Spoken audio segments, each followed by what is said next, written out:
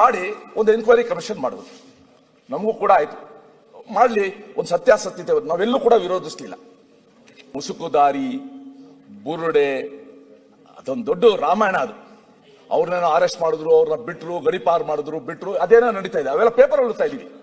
ಸ್ನೇಹಿತರೆ, ನಮ್ಮ ಕಾನೂನು ಸಚಿವರಾಗಿದ್ದಂತ ಸುರೇಶ್ ಕುಮಾರ್ ಅವರು ಸದನದಲ್ಲಿ ಮಾತನಾಡ್ತಾರೆ, ಚಿನ್ನಯ್ಯನ ವಿಚಾರ ಮಾತಾಡ್ತಾರೆ, ಯಾರೋ ಒಬ್ಬ ಬಂದ, ಬುರುಡೆ ವಿಚಾರ ಬಂದ, SIT ರಚನೆ ಆಯಿತು, ಏನಾಗ್ತಾ ಇದೆ, ಯಾಕೆ ತನಿಖಾ ವರದಿ ಕೊಟ್ಟಿಲ್ಲ, ಎಲ್ಲ ವಿಚಾರಗಳನ್ನು ವಿಧಾನಸಭೆಯಲ್ಲಿ ಪ್ರಸ್ತಾಪ ಮಾಡ್ತಾರೆ. ಸುರೇಶ್ ಕುಮಾರ್ ಅವರು ಹಿಂದೆ ಯಡಿಯೂರಪ್ಪನವರ ಸರ್ಕಾರದಲ್ಲಿ ಕಾನೂನು ಸಚಿವರಾಗಿದ್ದಂಥವರು. ಕಾನೂನು ಸಚಿವರಾಗಿದ್ದಂಥವರಿಗೆ ಪ್ರೊಸೀಜರ್ ಗೊತ್ತಿಲ್ವಾ? SIT ರಚನೆ ಆಗಿರೋದು ಗೊತ್ತಿಲ್ವಾ? ತನಿಖೆ ಆಗ್ತಾ ಇರುವಂಥ ವಿಚಾರ ಗೊತ್ತಿಲ್ವಾ?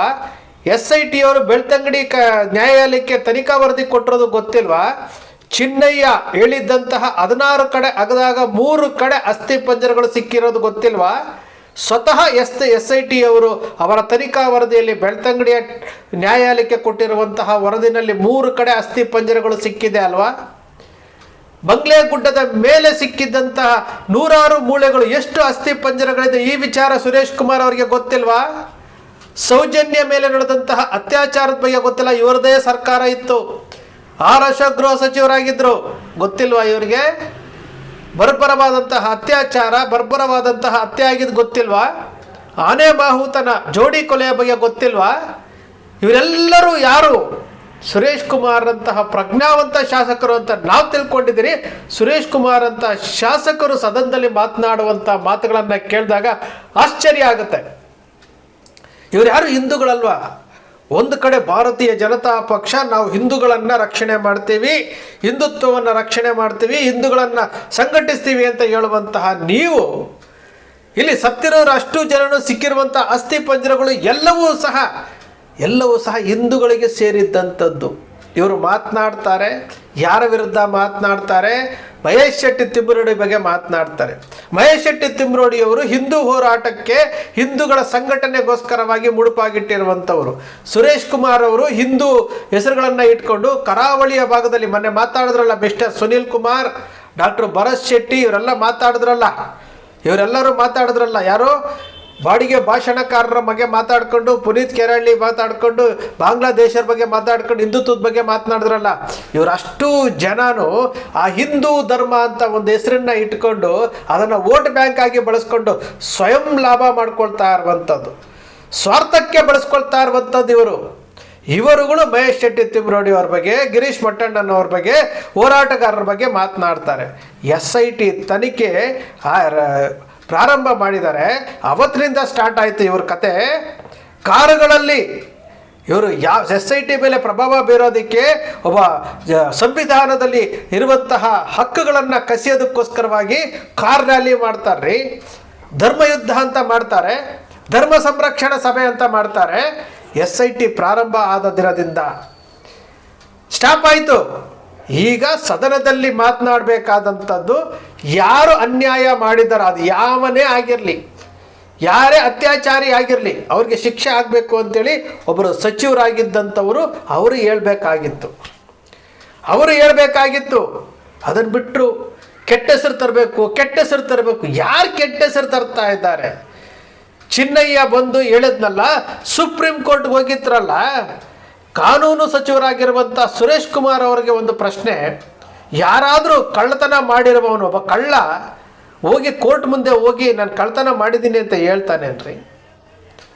ಇಲ್ಲಿ ಬುರುಡೆ ತಗೊಂಡು ಸುಪ್ರೀಂ ಕೋರ್ಟ್ಗೆ ಹೋಗ್ತಾರೆ ಅಂತಂದರೆ ಏಕಾಏಕಿ ಬ್ಯಾಗಲ್ಲಿ ಬುರುಡೆ ಹಾಕ್ಕೊಂಡು ಸುಪ್ರೀಂ ಕೋರ್ಟ್ ಅಂಗಳಕ್ಕೆ ಹೋಗಿ ಕೊಡೋವಂಥದ್ದಲ್ಲ ಸುರೇಶ್ ಕುಮಾರ್ ಅವರೇ. ಅದರ ಬಗ್ಗೆ ಬಹಳಷ್ಟು ವಿಚಾರಗಳ ಬಗ್ಗೆ ಚರ್ಚೆ ಆಗಿರುತ್ತೆ. ಅನುಭವಿ ನಿವೃತ್ತ ನ್ಯಾಯಾಧೀಶರು ಮತ್ತು ನ್ಯಾಯವಾದಿಗಳ ಜೊತೆಯಲ್ಲಿ ಚರ್ಚೆ ಆಗಿರುತ್ತೆ. ಇಲ್ಲಿ ನ್ಯಾಯ ಸಿಗಬೇಕು, ಈ ಭಾಗದಲ್ಲಿ ಆಗಿರುವಂತಹ ಅನ್ಯಾಯ, ಈ ಭಾಗದಲ್ಲಿ ಆಗಿರುವಂತಹ ಸಾವು ನೋವುಗಳಿಗೆ ನ್ಯಾಯ ಸಿಗಬೇಕು ಅಂತೇಳಿ ಚಿನ್ನಯ್ಯ ಹೇಳಿದ್ದಂತಹ ಹೇಳಿಕೆಗಳನ್ನು ತೆಗೆದುಕೊಂಡು ಸುಪ್ರೀಂ ಕೋರ್ಟ್ಗೆ PIL ಹಾಕಿದ್ದು. ಇದು ಯಾರೋ ಸ್ವಾರ್ಥಕ್ಕೆ ಹಾಕಿದ್ದಲ್ಲ, ಸುಪ್ರೀಂ ಕೋರ್ಟ್ಗೆ ಹಾಕಿರುವಂಥದ್ದು, ಬುರುಡೆ ತಗೊಂಡೋಗಿರುವಂಥದ್ದು. ಇದು ಹೊರಗಡೆ ಬರಲಿ ಅಂತೇಳಿ ಪೈಸಾ ವಸೂಲಿ ಲಿಟಿಗೇಷನ್ ಅಂತ ನೀವು ಹೇಳಿದ್ರಲ್ಲ, ಆ ಥರದ್ದು ಭಾಳಷ್ಟು ವಿಚಾರಗಳು ಚರ್ಚೆ ಆಗಿರುವಂಥದ್ದು. SIT ಆಗಿದೆ, ಏನೂ ಇಲ್ಲ ಅಂದಿದ್ರೆ ಹೌದಪ್ಪ ಏನೂ ಇಲ್ಲ, ಚಿನ್ನಯ್ಯ ಹೇಳಿದ್ದೆಲ್ಲ ಬುರುಡೆ, ಚಿನ್ನಯ್ಯ 106 ಕಡೆ ಹೇಳಿದ್ದ, ಇಲ್ಲಿ ಹಗದಿದ್ದ 16 ಕಡೆ 3 ಕಡೆ ಸಿಕ್ಕಿದೆ. ಆ 3 ಕಡೆ ಸಿಕ್ಕಿರೋದು ಜೀವಗಳಲ್ವಾ ಅವು? ಯಾರದ್ದದು? ಸುನೀಲ್ ಕುಮಾರ್ ಅವರೇ, ಸುರೇಶ್ ಕುಮಾರ್ ಅವರೇ, ಯಾರದ್ದದು? ಹಿಂದೂಗಳದಲ್ವಾ? ಅದು ಯಾರ್ದು? ಬಂಗ್ಲೆಗುಡ್ಡದಲ್ಲಿ ಸಿಕ್ಕಿರುವಂಥದ್ದು ಯಾರ್ದು? ಯಾವುದು ತನಿಖೆ ಆಗಬಾರ್ದಾ? 30ಕ್ಕೂ ಹೆಚ್ಚು ದೂರುಗಳನ್ನು SIT ಕೊಟ್ಟಿದ್ದಾರೆ ಅಂತ ಹೇಳಲಾಗ್ತಾ ಇದೆಯಲ್ಲ, ಯಾಕೆ FIR ಆಗಿಲ್ಲ? ಯಾರನ್ನ ರಕ್ಷಣೆ ಮಾಡಲಿಕ್ಕೆ ಹೋಗ್ತಾ ಇದ್ದೀರಿ? ಸುರೇಶ್ ಕುಮಾರ್ ಅವರು ಯಾರನ್ನ ರಕ್ಷಣೆ ಮಾಡ್ತಾ ಇದ್ದಾರೆ? ಸೌಜನ್ಯ ಪ್ರಕರಣ, ಆನೆ ಮಾವುತನ ಕೇಸು, ಪದ್ಮಲತಾ, ವೇದವಲ್ಲಿ, ಇವದೆಲ್ಲದು ಹೋರಾಟ ನಡೀತಾ ಇದೆಯಲ್ಲ, ಯಾರು ಅತ್ಯಾಚಾರ ಮಾಡಿರೋದು, ಯಾರು ಕೊಲೆಗಾಟಕರು, ಯಾರಾದರೂ ಇರಲೇಬೇಕಲ್ಲ. ಅವ್ರು ಯಾರು ಮುಂದೆ ಬರಬೇಕು ಅಂತೇಳಿ ನಾವು ಹೋರಾಟ ಮಾಡ್ತಾ ಇದ್ರೆ ಇವ್ರು ಹೇಳ್ತಾರೆ ಅವರನ್ನ ರಕ್ಷಣೆ ಮಾಡೋದ್ರ ರೀತಿಯಲ್ಲಿ ಸದನದಲ್ಲಿ ಮಾತನಾಡ್ತಾರೆ. ಯಾರು ಕೊಲೆಪಾತಕರಿದ್ದಾರೋ ಅವರನ್ನ ರಕ್ಷಣೆ ಮಾಡೋದಕ್ಕೋಸ್ಕರವಾಗಿ ಸದನದಲ್ಲಿ ಮಾತನಾಡ್ತಾರೆ ಅಂತಂದ್ರೆ, ಯಾರು ಕೊಲೆಪಾತಕರಿದ್ದಾರೋ, ಯಾರು ಅತ್ಯಾಚಾರಗಳಿದ್ದಾರೋ, ಯಾರು ಊತ ಹಾಕಿದಾರೋ ಅವರನ್ನು ಮುಖವಾಡ ಬಯಲು ಮಾಡೋದಕ್ಕೆ ನಾವು ಓಡಾಡ್ತಾ ಇದ್ರೆ ಇವರು ಧರ್ಮಯುದ್ಧ ಮಾಡ್ತಾರೆ, ಧರ್ಮ ಸಂರಕ್ಷಣೆ ಸಭೆ ಮಾಡ್ತಾರೆ, ಕಾರುಗಳ ರ್ಯಾಲಿ ಮಾಡ್ತಾರೆ. ಇದರ ಬಗ್ಗೆ ಪ್ರಶ್ನೆ ಮಾಡೋದಿಲ್ಲ ಸುರೇಶ್ ಕುಮಾರ್ ಅವರು, ಇದರ ಬಗ್ಗೆ ಪ್ರಶ್ನೆ ಮಾಡೋದಿಲ್ಲ. ಇದು ಪ್ರಜಾಪ್ರಭುತ್ವ ರಾಷ್ಟ್ರ ರೀ. ಒಬ್ಬ ಕಟ್ಟ ಕಡೆಯ ವ್ಯಕ್ತಿಗೂ ಸಹ ಹಕ್ಕಿರುತ್ತೆ ಜೀವನ ಮಾಡೋದಕ್ಕೆ. ಯಾರನ್ನು ರಕ್ಷಣೆ ಮಾಡ್ಲಿಕ್ಕೆ ಹೋಗ್ತಾ ಇದ್ದೀರಿ ಸುರೇಶ್ ಕುಮಾರ್ ಅವರೇ? ಕಾನೂನು ಸಚಿವರಾಗಿದ್ದಂಥವ್ರು ನೀವು. ಹಿಂದೆನೂ ಅದೇ ರೀತಿ ಮಾತಾಡಿದ್ರಿ. ಮಹೇಶ್ ಶೆಟ್ಟಿ ತಿಮ್ಮರೋಡಿ ಅವರು ಏನೋ ಸಿದ್ದರಾಮಯ್ಯನವ್ರಿಗೆ ಏನೋ ಹೇಳಿದ್ರು, ಮುಖ್ಯಮಂತ್ರಿಗಳಿಗೆ ಏನೋ ಹೇಳಿದ್ರು ಅಂತೇಳಿ ಯಾವುದೋ ಕಟ್ ಆ್ಯಂಡ್ ಪೇಸ್ಟ್ ವಿಡಿಯೋವನ್ನು ನೋಡಿಕೊಂಡು ಸರಿಯಾಗಿ ಕ್ರಾಸ್ ಚೆಕ್ ಮಾಡ್ಕೊಳ್ದೆ ಮುಜುಗರಕ್ಕೆ ಒಳಪಟ್ರಿ ನೀವು. ಈಗ ಅದೇ ಕೆಲಸ ಮತ್ತೊಮ್ಮೆ ನೀವು ಮಾಡ್ತಾ ಇದ್ದೀರಿ. ರಾಜಕೀಯ ಶಾಶ್ವತ ಅಲ್ಲ ಸುರೇಶ್ ಕುಮಾರ್ ಅವರೇ, ರಾಜಕೀಯ ಯಾವತ್ತೂ ಶಾಶ್ವತ ಅಲ್ಲ. ಆದರೆ ನಾವು ಮಾಡುವಂತಹ ಕೆಲಸ ಇದೆಯಲ್ಲ ಅದು ಶಾಶ್ವತ. ಸುರೇಶ್ ಕುಮಾರ್ ಅಂತಂದರೆ ಒಬ್ಬ ಪ್ರಜ್ಞಾವಂತ ರಾಜಕಾರಣಿ ಅಂತ ನಾವು ತಿಳ್ಕೊಂಡಿದ್ವಿ. ಆದರೆ ಸುರೇಶ್ ಕುಮಾರ್ ಅವರು ಸದನದಲ್ಲಿ ಮಾತನಾಡಿರುವಂಥ ಮಾತುಗಳನ್ನು ಕೇಳಿದಾಗ ನಮಗೆ ಆಶ್ಚರ್ಯ ಆಯಿತು. ಸುರೇಶ್ ಕುಮಾರ್ ಅವರು ಈ ಮಾತಾಡಿದ್ರ ಅಂತೇಳಿ. ಒಂದು ಹೆಣ್ಣು ಮಗಳಿಗೆ ನ್ಯಾಯ ಕೊಡಿಸ್ಬೇಕ್ರಿ. ಇವತ್ತು ನೋಡಿ, ವಕೀಲರುಗಳು ಮುಂದೆ ನಿಂತ್ಕೊಂಡು ಅಲ್ಲಿ ನ್ಯಾಯ ಕೊಡಿಸೋದಕ್ಕೆ ಬರ್ತಾ ಇದ್ದಾರೆ.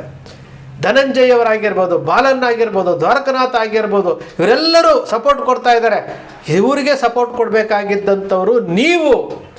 ಹಿಂದೂ ಧರ್ಮ ಅಂತ ಹೇಳ್ಕೊಂಡು ಅಧಿಕಾರಕ್ಕೆ ಬರೋದಕ್ಕೆ ಹವಣಿಸ್ತಾ ಇರುವಂಥವ್ರು ನೀವು ಸಪೋರ್ಟ್ ಕೊಡಬೇಕಾಗಿತ್ತು.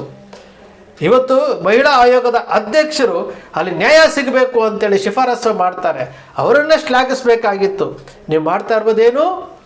ಹಿಂದೂಗಳಿಗೆ ಅನ್ಯಾಯ ಆಗಿದೆ, ಹಿಂದೂಗಳಿಗೆ ನ್ಯಾಯ ಸಿಗಬೇಕು ಅಂತೇಳಿ ಹೋರಾಟ ಮಾಡ್ತಾ ಇರೋರಿಗೆ ಬೆಂಬಲವಾಗಿ ನಿಲ್ಕೋಬೇಕಾಗಿದ್ದಂಥ ಸುರೇಶ್ ಕುಮಾರ್ ಮತ್ತು ಭಾರತೀಯ ಜನತಾ ಪಕ್ಷ ಇವತ್ತು ಯಾವನ ಅತ್ಯಾಚಾರ ಮಾಡಿದಾರೋ ಗೊತ್ತಿಲ್ಲ, ಸಾಮೂಹಿಕ ಅತ್ಯಾಚಾರಗಳು ಗೊತ್ತಾಗ್ತಾ ಇಲ್ಲ. ಆನೆ ಮಾಹುತನ ಕೇಸ್ ಇರ್ಬೋದು, ಸೌಜನ್ಯ ಕೇಸ್ ಇರ್ಬೋದು, ಸಿಕ್ಕಿರುವಂಥ ಅಸ್ಥಿ ಪಂಜರಗಳು ಯಾವ ರೀತಿ ಕೊಲೆ ಮಾಡಕ್ಕೊಟ್ರು, ಚಿನ್ನಯ್ಯನಿಗೆ ಯಾರು ಹೇಳಿದ್ರು, ಚಿನ್ನಯ್ಯನಿಗೆ ಊತ ಹಾಕ್ಲಿಕ್ಕೆ ಯಾರು ಹೇಳಿದ್ರು, ಎಲ್ಲ ವಿಚಾರಗಳು ಹೊರಗಡೆ ಬರಬೇಕಲ್ಲ. ಇವರೆಲ್ಲರೂ ಹಿಂದೂಗಳದೇ ಆಗಿರುತ್ತಲ್ಲ, ಎಲ್ಲ ಹಿಂದೂ ಆತ್ಮಗಳಿಗೆ ಶಾಂತಿ ಸಿಗಬೇಕು ಅಂತಂದರೆ ಸುರೇಶ್ ಕುಮಾರ್ ಅವರು ಸದನದಲ್ಲಿ ಮಾತನಾಡಬೇಕಾಗಿತ್ತು. ಏನು ಮಾತನಾಡಬೇಕಾಗಿತ್ತು? ಇಲ್ಲಿ ಯಾರ್ಯಾರು ಅಸ್ಥಿ ಪಂಜರಗಳು ಸಿಕ್ಕಿದೆಯಲ್ಲ ಎಲ್ಲರಿಗೂ ನ್ಯಾಯ ಸಿಗಬೇಕು, ಎಲ್ಲವೂ FIR ಆಗಬೇಕು ಅಂತ ಮಾತಾಡಿದರೆ ಆವತ್ತು ನಿಮ್ಮನ್ನು ಒತ್ತಿ ಮೆರೆಸ್ತಾ ಇದ್ವಿ ನಾವು. ಆದರೆ ಮಾಡ್ತಾ ಇರುವುದು ಏನು? ಯಾರನ್ನು ರಕ್ಷಣೆ ಮಾಡೋದಕ್ಕೆ ಹಣವಂತರನ್ನು ರಕ್ಷಣೆ ಮಾಡ್ತಾ ಇದ್ದೀರೋ, ಅಥವಾ ಯಾರು ಅತ್ಯಾಚಾರ ಮಾಡಿ ತಲೆ ಮರೆಸ್ಕೊಂಡು ರಾಜಾರೋಷವಾಗಿ ಓಡಾಡ್ತಾ ಇದ್ದಾರಲ್ಲ ಅವ್ರನ್ನ ರಕ್ಷಣೆ ಮಾಡ್ತಾ ಇದ್ದೀರೋ, ಯಾರು ಅಸ್ಥಿ ಪಂಜರಗಳನ್ನು ಊತ ಹಾಕಿ ಅಂತ ಹೇಳ್ಬಿಟ್ಟು ಐಷಾರಾಮಿ ಜೀವನ ಮಾಡ್ತಾ ಇದ್ದಾರಲ್ಲ ಅವ್ರನ್ನ ರಕ್ಷಣೆ ಮಾಡ್ತಾ ಇದ್ದೀರೋ, ಯಾರನ್ನ ರಕ್ಷಣೆ ಮಾಡ್ತಾ ಇದ್ದೀರಿ? ಇದು ನಮ್ಮ ವ್ಯವಸ್ಥೆ. ಇದು ಹಿಂದೂ ಧರ್ಮದ ಹೆಸರಿನಲ್ಲಿ ವೋಟ್ ಬ್ಯಾಂಕ್ ಆಗಿ ಮಾಡ್ಕೊಂಡಿರುವಂಥ ಭಾರತೀಯ ಜನತಾ ಪಕ್ಷದ್ದು ಸರ್ಕಾರದಲ್ಲಿರುವಂಥ ಒಂದಷ್ಟು ಜನ ದಾರಿ ತಪ್ಪಿಸೋಕ್ಕೆ ಹೋಗ್ತಾ ಇರುವಂಥದ್ದು. ಅಕ್ವಿಟಲ್ ಕಮಿಟಿ ಯಾಕೆ ರಚನೆ ಆಗಿಲ್ಲ ಅಂತೇಳಿ ವಿರೋಧ ಪಕ್ಷ ಕೇಳಬೇಕಾಗಿತ್ತು. ಅಕ್ವಿಟಲ್ ಕಮಿಟಿ CBI ಕೋರ್ಟ್ ಹೇಳಿದೆಯಲ್ಲ, ಅಕ್ವಿಟಲ್ ಕಮಿಟಿ ರಚನೆ ಮಾಡಿ ಅಂತೇಳಿ ಯಾಕ್ರಿ ಮಾಡಲಿಲ್ಲ ಅಂತೇಳಿ ಸದನದಲ್ಲಿ ಕೇಳಬೇಕಾಗಿರುವಂಥದ್ದು ಭಾರತೀಯ ಜನತಾ ಪಕ್ಷದ ಸುರೇಶ್ ಕುಮಾರ್, ಸುನೀಲ್ ಕುಮಾರ್, ಡಾಕ್ಟರ್ ಭರತ್ ಶೆಟ್ಟಿ ಮುಂತಾದವರು. ಯಾವುದೂ ಕೇಳಲ್ಲ, ಏನೂ ಮಾಡೋದಿಲ್ಲ. ನಿಮ್ಮ ಆತ್ಮಗಳಿಗೆ ನೀವೇ ಕೇಳ್ಕೊಂಡು ನೋಡ್ರಿ, ನಿಮ್ಮ ಆತ್ಮ ವಂಚನೆ ನೀವು ಮಾಡ್ಕೊಳ್ತಾ ಇದ್ದೀರಾ ಇಲ್ಲ ಅಂತೇಳಿ. ಇದು ನಮ್ಮ ವ್ಯವಸ್ಥೆಗೆ ಹಿಡಿದಂತಹ ಕೈಗನ್ನಡಿ. ಸ್ನೇಹಿತರೆ, ನಿಮ್ಮ ಅಕ್ಷರ ಮೀಡಿಯಾ ಸೃಷ್ಟಿ ಮಾಡಲ್ಲ, ಕಲ್ಪನೆ ಮಾಡಲ್ಲ, ವಾಸ್ತವದ ವಿಚಾರವನ್ನಷ್ಟೇ ವಿಶ್ಲೇಷಣೆ ಮಾಡುತ್ತೆ. ನಿಮ್ಮ ಅಕ್ಷರ ಮೀಡಿಯಾದ ವಿಶ್ಲೇಷಣೆ ನಿಮ್ಗೆ ಇಷ್ಟ ಆಯಿತು ಅಂದರೆ ಸಬ್ಸ್ಕ್ರೈಬ್ ಆಗಲಿಲ್ಲ ಅಂದರೆ ಸಬ್ಸ್ಕ್ರೈಬ್ ಮಾಡ್ಕೊಳ್ಳಿ, ಪಕ್ಕದಲ್ಲಿ ಕಾಣುವಂಥ ಬೆಲ್ ಐಕಾನ್ ಪ್ರೆಸ್ ಮಾಡಿ, ಶೇರ್ ಮಾಡಿ, ಪ್ರೋತ್ಸಾಹ ನೀಡಿ.